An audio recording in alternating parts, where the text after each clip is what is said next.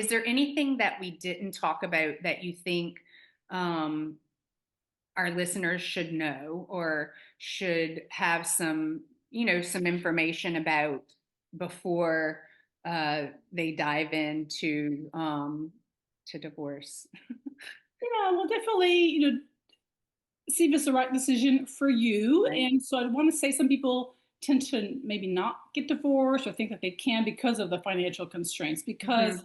they're worried about the impact it's going to have on the kids. But I can Hmm. tell you there's kids will tend to do better. There's studies about this when the parents are in separate homes, and then things are calmer and less conflict around that child. Because the last thing you want to do is have a child be in a stressful environment where parents are fighting and arguing, things like that, and then the child is going to absorb that. Even if the child is not verbal, they can still understand. They can sense what's going on, and it causes stress, anxiety, and behaviors for them as well. And so, Hmm. if you can have uh, as much as possible, we want to try to do this as peacefully as we can. Right. And it's not Yeah. always the case, but when you do get divorced, you want to co-parent as peacefully as you can. You talked about that a little bit earlier.